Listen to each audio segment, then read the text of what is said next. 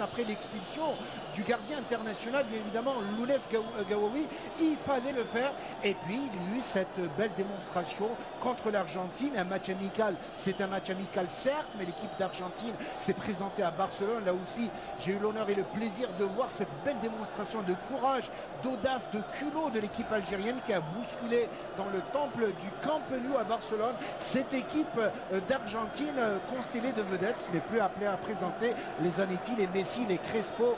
Je ne vous le fais pas dire. En tous les cas, Jean-Michel Cavalli, ça c'est mon avis personnel, est en train de façonner petit à petit une équipe représentative, une équipe capable en tous les cas de s'imposer progressivement à petite dose sur le plan africain. Il a misé sur des joueurs d'expérience, sur des joueurs professionnels qui ne sont plus à présenter. Ziani, qui a été l'artisan de la Coupe de France cette année au profit de son club Sedan face à l'Olympique de Marseille. Il y a Yazid Mansouri qui a son expérience, il y a Méniri, il y a Nadir Belhadj qui vient des transferts olympiques lyonnais. Assurément, quand vous avez la chance d'avoir des garçons pareils, il faut savoir coordonner l'action et aller vers l'attaque, l'offensive à outrance. Alors regardez mesdames et messieurs avec nous ces très belles images qu'on voit ici sur les gradins de 5 juillet et avec l'arrivée il y a quelques instants de quelques supporters qui ont fait le déplacement de Guinée ici à Alger pour soutenir le Sili national. Donc dans quelques instants c'est la Guinée et l'Algérie qui vont se donner donc la peine pour arracher ce billet qualificatif combien important. On vous rappelle que la Guinée il y a 2 ans s'est qualifiée au quart de finale de la Coupe d'Afrique des Nations et a fait sensation alors que l'équipe algérienne était tout simplement absente puisqu'elle était éliminée et en Coupe du Monde et en Coupe d'Afrique des Nations. C'est une rencontre quand même assez importante puisque la date nous rappelle quand même le bon vieux temps. Une date repère dans l'histoire du football algérien, vous l'avez si bien dit. Le 16 juin 1982 avec cette victoire historique à Gijón contre l'équipe d'Allemagne, la RFA de l'époque, constellée de vedettes qui ne sont plus à présenter, les Stilike, les Bretner, les Litbarski, les ONS, les Schumacher, c'était effectivement une date de référence. Il est vrai que depuis, le football algérien qui s'était qualifié en 82 pour la Coupe du Monde espagnole, puis en 86 pour le mondial espagnol, mondial mexicain, pardon, aura fait son bonhomme de chemin. Malheureusement, il y a eu cette longue traversée du désert et c'est ce qui fait qu'aujourd'hui, il y a beaucoup d'espoir en tous les cas sur cette nouvelle génération version Cavalli. Je peux vous dire qu'il y a la pâte qui est en train de prendre, la mayonnaise qui est en train de prendre et beaucoup d'espoir. La preuve, c'est 80 000 spectateurs présents ce soir. Je peux vous dire que c'est un indice de promesse et d'avenir pour notre équipe nationale. On l'espère bien, les Fennecs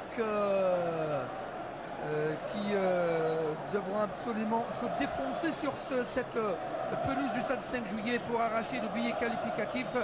Peut-être on va un petit peu parler de cette composition et cette équipe nationale avec Hadjaoui Donipa dans les buts en remplacement de Gawawi, qui est absent puisqu'il avait reçu un carton rouge, on se rappelle, lors du match contre le Cap-Vert.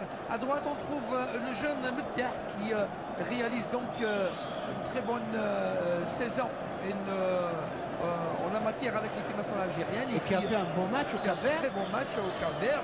Meniri, Antali Yahya Bougra dans l'axe qui est en super forme, alors que Mansouri, Chadli Amri, excellent duo contre l'Argentine surtout, et puis Ziani, Belhadj également qui revient à la sélection après avoir raté le match puisqu'il était absent lors du match contre le Cap-Vert, et on trouvera devant Saifi qui sera peut-être un petit peu isolé, mais gageons que l'équipe nationale algérienne aura et saura comment contourner cette défense guinéenne pour marquer en premier et pour après essayer d'attendre cette équipe guinéenne et de lui planter des bons drills, pourquoi pas, et marquer d'autres buts. Alors une nouveauté ce soir, Sami Nourdine, c'est que 3 joueurs qui étaient absents contre le Cap-Vert.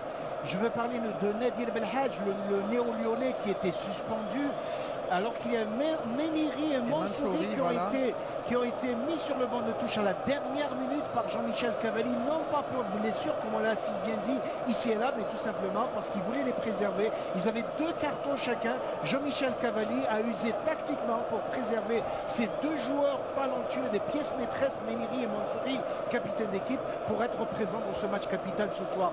Donc ces trois joueurs qui étaient absents lors du match contre le Cap-Vert font leur apparition ce soir et c'est un tonus, en tous les cas un atout supplémentaire pour les Fennecs d'Algérie.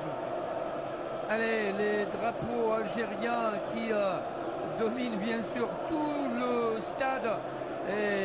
C'est les couleurs de tous les clubs qui sont présentes ici au stade 5 juillet, mais sous le drapeau national comme on le voit ici. Donc c'est des tableaux extraordinaires réalisés par ces jeunes Algériens et ces moins jeunes également qui sont ici au stade 5 juillet. Et tous ceux qui nous suivent, soit ici en Algérie, soit outre-mer, pour assister à cette belle soirée qu'on aimera bien sûr se terminer sur une belle victoire algérienne, pourquoi pas. Dans quelques instants, on a peut-être quelques minutes de retard avant le début de ce match et ce n'est pas normal. C'est pas normal, ce n'est pas habituel puisque Mohamed Haouchine, l'équipe guinéenne, est arrivée à 3 quarts d'heure seulement du coup d'envoi. Et ça a un petit peu perturbé l'organisation de ce match. Alors que vous savez que normalement, selon la réglementation de la Confédération africaine de football, toutes les deux équipes doivent être 90 minutes, 1h30 avant le match. Et là, le commissaire de match a tout intérêt, en tous les cas, à faire son travail. Je peux vous dire qu'il aura constaté l'arrivée au stade anti-réglementaire, l'arrivée tardive des Guinéens, il risque en tous les cas d'être sanctionné par la Confédération africaine de football, à moins qu'il s'agisse d'une ruse. Vous savez que nous sommes dans le football africain et toutes les ficelles sont permises pour essayer de contrarier un petit peu l'équipe adverse. Assurément, il y a du retard et les deux équipes vont faire, je pense, leur apparition sur le terrain, puisque les photographes se bousculent à entrer et c'est parti. Et notre ami réalisateur continue à...